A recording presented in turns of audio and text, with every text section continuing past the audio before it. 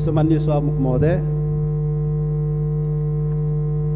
तपाईँ यो बाल्नुभयो, किन बाल्नुभयो होला? कोही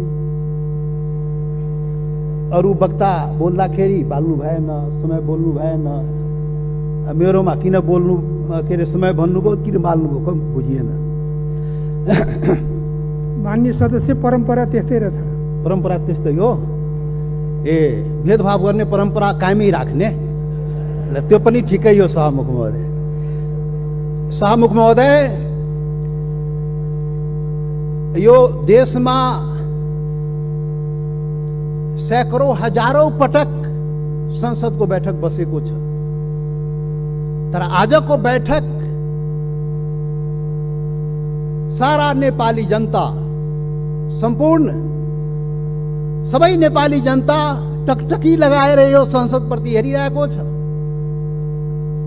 सारा नेपाली जनता, जनताको प्रतिनिधि, यो जुन संसदमा हामी राजनीतिक दलको रूपमा उपस्थित भएका छौं, जनताको प्रतिनिधि, तो राजनीतिक दलले आज यो ऐतिहासिक दिनमा के भन्दैछ, के गर्दैछ, त्यो चाहिँ सबै सम्पूर्ण नेपाली जनताको जिज्ञासा र ध्यान चाहिँ आजको संसदको बैठकमा छ। सभामुख महोदय, त्यसैले यहाँ सञ्चार माध्यम पनि आजको बैठक ऐतिहासिक बैठक भनिरहेको थियो, र वास्तवमा भन्ने हो भने आजको बैठक वास्तवमा ऐतिहासिक बैठक नै हो। सभामुख महोदय, त्यसैले ऐतिहासिक बैठकको दिन अब के बत्ती बाल्ने, के समय निर्धारण गर्ने, बोल्ने मनमा भएको कुरा बोल्न दिनुपर्छ। सभामुख महोदय, सभामुख महोदय, आजको सामान्य यो प्रस्ताव होइन। सभामुख महोदय, यो देशको भूमिको सवाल हो। देशको भूमि आफ्नो नेपालको नक्सामा राख्ने सवाल हो, त्यो प्रस्ताव आएको छ आज। यो सामान्य प्रस्ताव होइन। सभामुख महोदय, सम्पूर्ण नेपाली जनताको ढुकढुकी त्यहाँ रहेको छ। सभामुख महोदय, भावना चाहिँ रहेको छ त्यहाँ। त्यो सम्बन्धमा बोल्दाखेरि जनताको प्रतिनिधिले आफ्नो कुरा राख्न सक्नुपर्छ। त्यसैले आज प्रतिबन्ध नलागियो। सभामुख महोदय, सभामुख महोदय, यहाँ आजको जुन सवाल हो, जुन प्रस्ताव हो, तो राष्ट्रियतासँग पनि जोडिएको सवाल हो, सम्पूर्ण नेपालीको भावनासँग पनि जोडिएको सवाल हो, देशको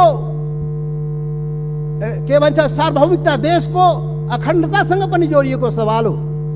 र त्यही सवालको रूपमा आज यो चाहिँ नेपालको नक्सामा त्यो चाहिँ त्यो कालापानी, लिपु लेक र लिम्पुवाधुरा लगायतका त्यो भूभाग नेपालको नक्सामा राख्ने प्रस्ताव यो संसदबाट स्वीकृत गराउन आइएको प्रस्ताव हो। सभामुख महोदय, त्यसैले आजको प्रस्ताव बडा महत्त्वपूर्ण प्रस्ताव हो नेपाली जनताको लागि।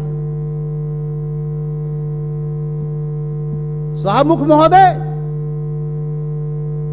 नेपाली जनता आफ्नो, सम्पूर्ण नेपाली जनता, हिमाल पहाड तराई मधेसका सबै नेपाली जनता आफ्नो देशप्रति, आफ्नो भूमिप्रति सजग छ, समर्पित छ, संवेदनशील छ। यो कुरा आज यो बैठकले देखाउन सक्नुपर्छ। आज यो कुरा हामीले आफ्नो कामबाट देखाउन सक्नुपर्छ। त्यो देखाउनुपर्छ, हामी देखाउला। सभामुख महोदय, यो गर्दाखेरि यहाँ अब के भनौं, विभिन्न आग्रह पूर्वाग्रहले पनि कुराहरू त सुनिन्छ।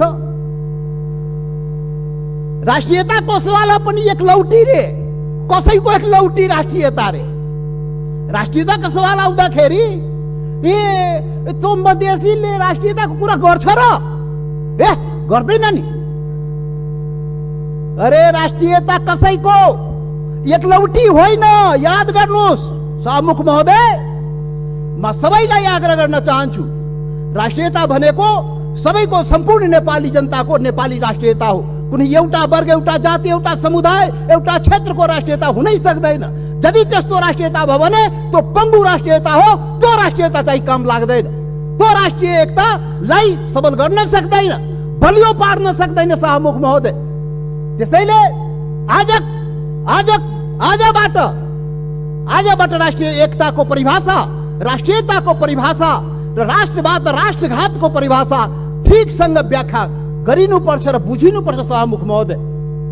शाहमुख महोदय, म धेरै आज म केही कुरा राखौँला, समय अलि लिउँला तपाईँको, र यो पनि देश र जनताकै हितमा हुन्छ, राष्ट्रिय एकताकै लागि हुन्छ, राष्ट्रियताका लागि बलियो बनाउने काम हुन्छ, जुन आज म विचार राखिरहेको छु। शाहमुख महोदय,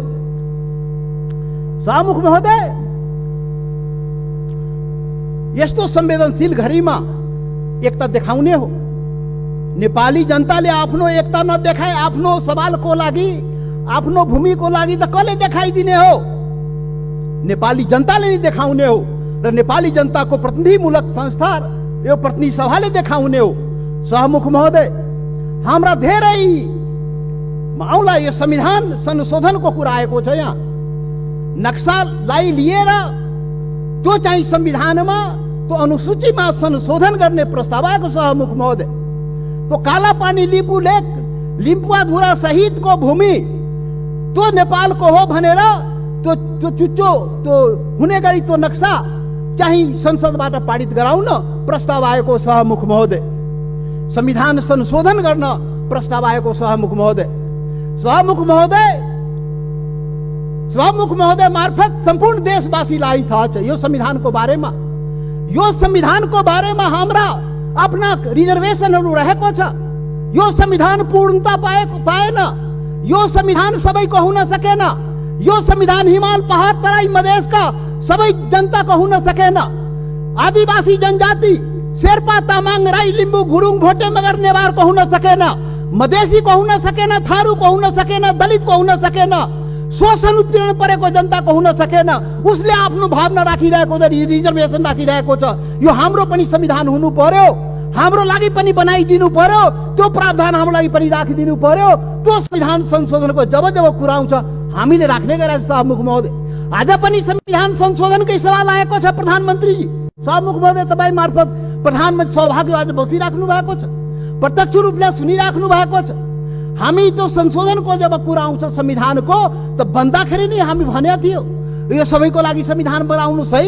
विगतमा त्यत्रो आन्दोलन भयो, यो देशका आदिवासी जनजाति, मधेसी, थारू लगायत दलित सबैले आन्दोलन गरेको छ। त्यो संविधानमा सबैको भावना राखियोस् है हामी भनेका थियौँ। तपाईहरू सहमति गर्नुभएको थियो शाहमुख महोदय। यो देशको ठुला पार्टी कांग्रेस, कम्युनिस्ट, माओवादी जतिका के भन्छ एमाले, माओवादी सबैले सहमति गरेका थियो यस्तो संविधान बनाइन्छ र अब यो मुलुकमा विभेद हुँदैन। अब संघीय लोकतान्त्रिक गणतन्त्र आउँछ, सबै नेपाली बराबर हुन्छ, कुनै समुदाय, कुनै वर्ग, कुनै क्षेत्रप्रति केही अन्याय हुँदैन भनेर भनिएको थियो, सम्झौता गरिएको थियो। तर बन्दाखेरि त्यो भएन। त्यो पीडा त भन्न पाइन्छ नि अहिले संविधान संशोधन गर्ने बेलामा।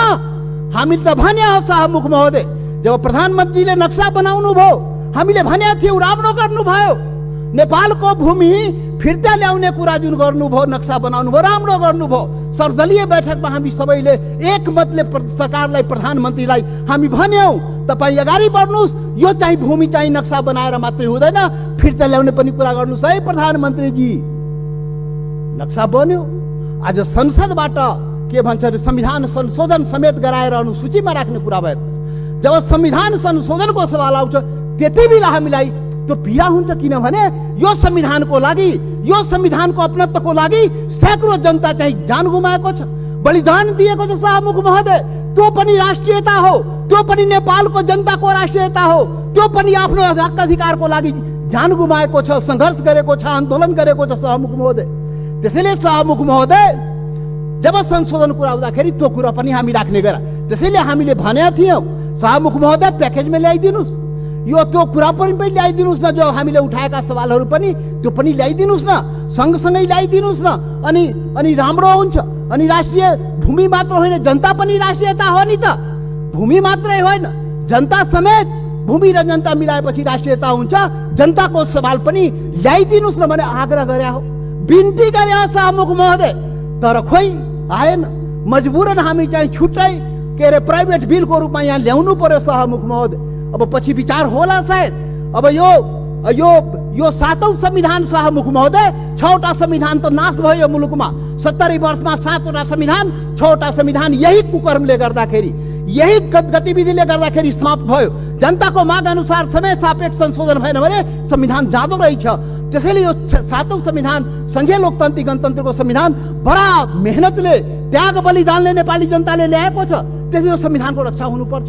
रक्षाको लागि त्यसमा समय सापेक्ष जनताको माग अनुसार सुधार परिवर्तन गर्नुस्। बाइबल कुरान गीता नबनाउनुस्। अब प्रधानमन्त्रीले उचित आवश्यकता भन्नुहुन्छ, खोइ अब कहिले उचित आवश्यकता हुने थाहै छैन।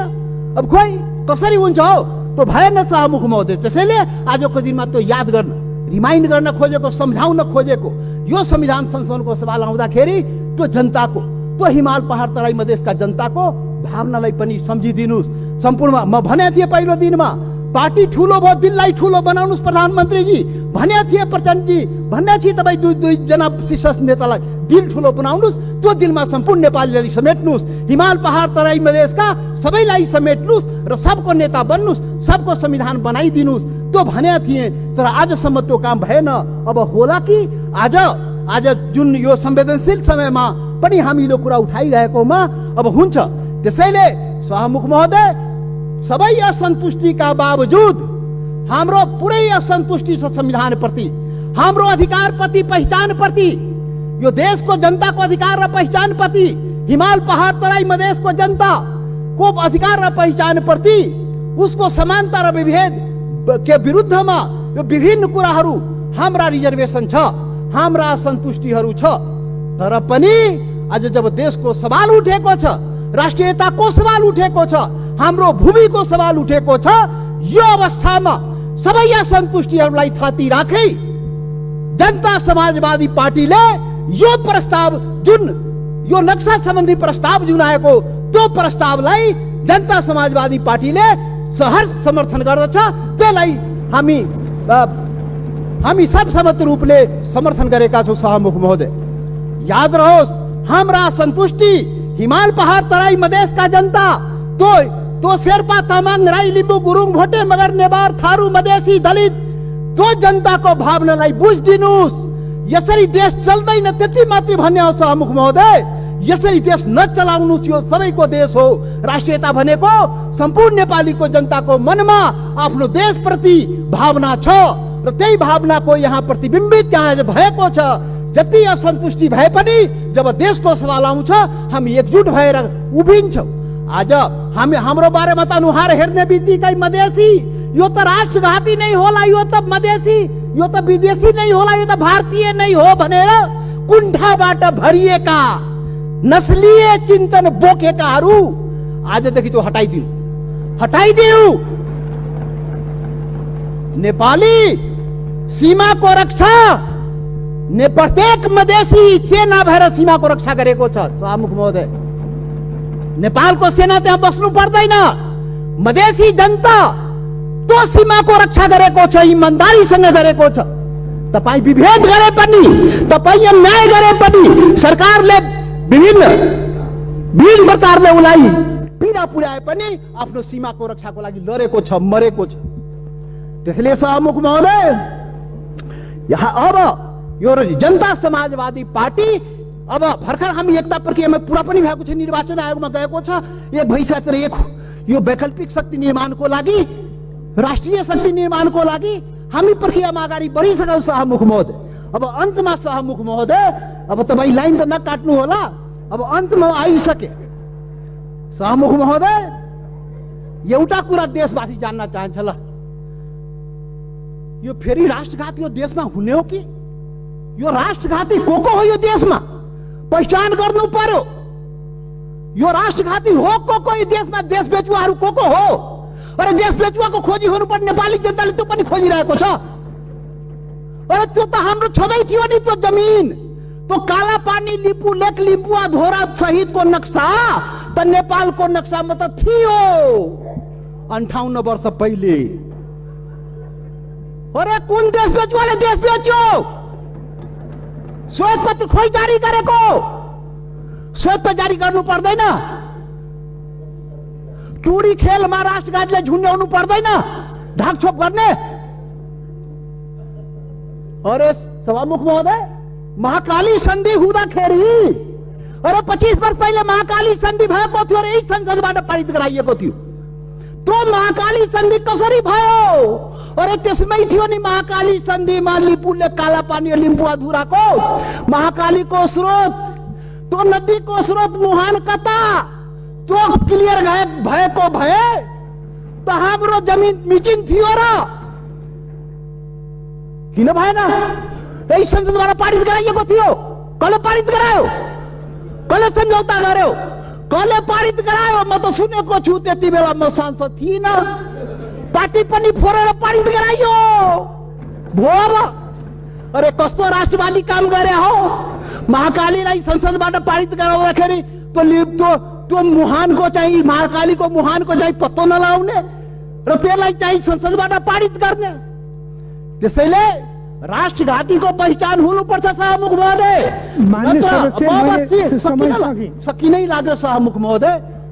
यो राष्ट्रवादी कुरा हो, यो खोखला राष्ट्रवादी कुरा होइन।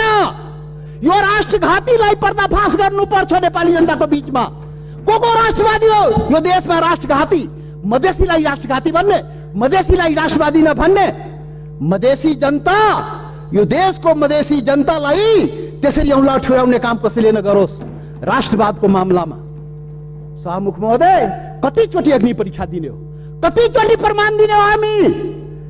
यस्तो अग्नि परीक्षा नलिनुहोस् सभामुख महोदय। सम्पूर्ण नेपाली जनतालाई आज म यो रोस्टमबाट आग्रह गर्न चाहन्छु, यस्तो अग्नि परीक्षा नलिनुहोस्। त्यो मधेसी जनता त्यो प्रति अन्याय नगर्नुहोस्, यो देशको आदिवासी जनजाति प्रति अन्याय नगर्नुहोस्, त्यो थारूमाथि अन्याय नगर्नुहोस्, त्यो दलितमाथि अन्याय नगर्नुहोस्। कुटी कुटी मारिदियो त दलितलाई। माननीय सदस्य, तपाईँ बोल्दै गर्दा थाहा भएन, मैले 7 मिनेट समय थपिसकेँ। म सकिहाले भए 1-2 मिनट सकिहाल्छु। त्यसैले सभामुख महोदय, यति संवेदनशील समयमा पनि सभामुखले मलाई 2 चोटि टोकिसक्नुभयो। कसरी हुन्छ खोइ बुझ्न सकिएन। लकीरका फकीर। अब प्रधानमन्त्री बन्नुपर्छ समय किटान नहुनलाई। यहाँ प्रधानमन्त्री भएर उहाँ प्रचण्डजी र देउपाजी बोल्दाखेरि समय किटान नहुने, किनभने प्रधानमन्त्री रे। अब जनता समाजवादी पार्टी यो देशको प्रधानमन्त्री भएर अनि रोस्टमा आएपछि बल्ल त्यो समय पाउने भयो सभामुख महोदय। ठिक छ, त्यो पनि देखाउला, त्यो पनि नेपाली जनताले देखाउँछ। वेट गर्नुहोस्। अब राष्ट्रवादी राष्ट्रघातीको पहिचान पनि नेपाली जनताले गरेर त्यसलाई टुरी खेलमा झुन्ड्याउनु पर्यो, श्वेतपत्र जारी गर्नु पर्यो। प्रधानमन्त्रीजी, सरकारलाई हाम्रो आग्रह।